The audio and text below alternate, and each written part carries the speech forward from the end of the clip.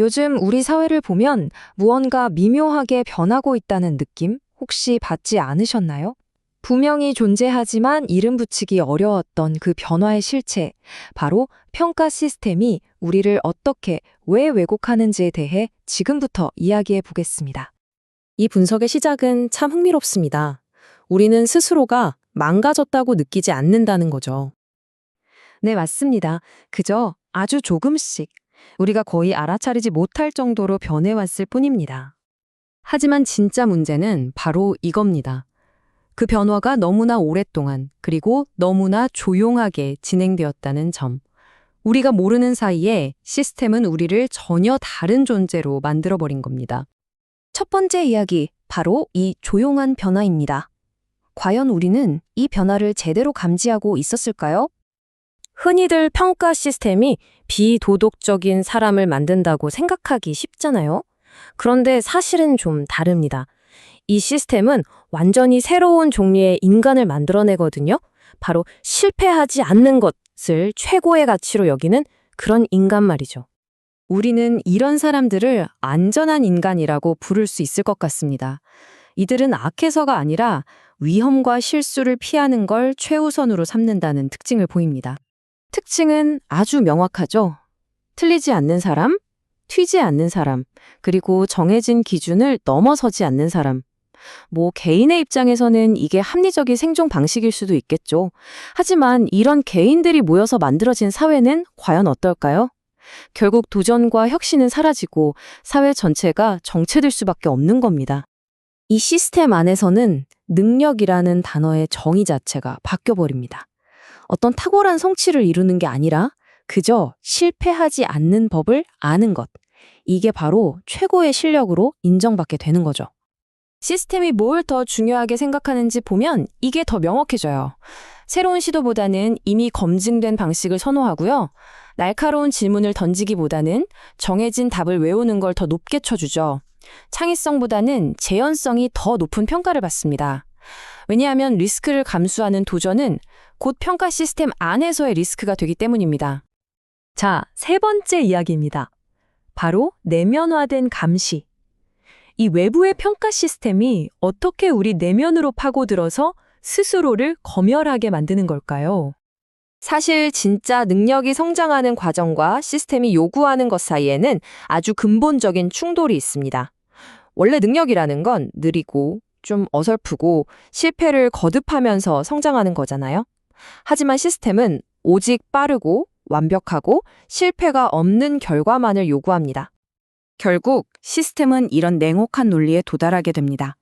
측정할 수 없는 것은 가치가 없다. 그 결과 배움의 깊이는 사라져버리고 속도만이 유일한 가치로 남게 되는 거죠. 혹시 여러분도 스스로에게 이런 질문을 하고 있진 않으신가요? 이 말 해도 되나? 이 방식은 좀 위험하지 않을까? 이런 선택이 내 평가에 불리하게 작용하지는 않을까? 이런 자기 검열의 목소리, 우리에게 너무나 익숙하죠. 누가 굳이 지켜보지 않아도 우리는 스스로를 끊임없이 검열하게 되는 겁니다. 그리고 바로 이 지점에서 결정적인 전환이 일어납니다. 바깥에 있던 평가자가 어느새 내 머릿속의 목소리가 되어버리는 순간이죠. 아마 이것이 이 시스템의 가장 무서운 점이 아닐까 싶습니다. 네 번째 이야기는 관리의 대상이 된 사임입니다. 이렇게 내면화된 평가의 잣대가 우리의 인간관계마저 어떻게 바꾸어 놓고 있을까요? 요즘 따라 인간관계가 왜 이렇게 피곤하게 느껴질까요? 그 원인을 거래적 관계라는 개념에서 한번 찾아볼 수 있습니다. 우리가 누군가와 관계를 맺을 때 무의식적으로 이런 계산을 하기 시작한다는 겁니다. 이 사람이 나한테 도움이 될까? 이 사람이 내 이미지에 안 좋은 영향을 주지는 않을까? 네트워크로서 가치가 있나? 상대방을 한 명의 인격체로 보는 게 아니라 나에게 얼마나 유용한가를 따지는 자산으로 보기 시작하는 거죠. 관계가 깊어져도 마음이 편하지 않은 이유가 바로 여기에 있습니다. 이 문장이 핵심을 정확히 꿰뚫고 있습니다. 우리는 더 이상 삶을 사는 게 아니라 관리하고 있다는 거죠. 우리의 삶 자체가 경험의 대상이 아니라 관리해야 할 하나의 프로젝트가 되어버린 겁니다. 커리어 관리, 이미지 관리, 인맥 관리를 넘어서 이제는 심지어 감정까지 관리의 대상이 됩니다.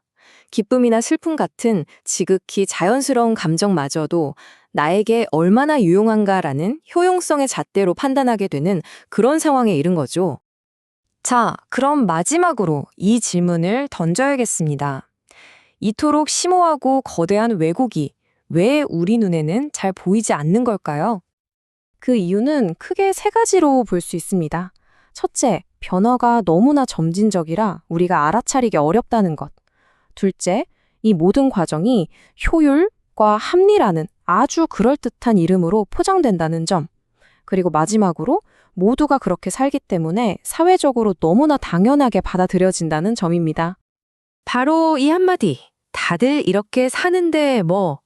이 말이 어쩌면 이 왜곡이 완전히 완성되어서 이제는 정상적인 것으로 받아들여졌다는 궁극적인 신호일지도 모릅니다. 마지막으로 여러분께 이 질문을 남기고자 합니다.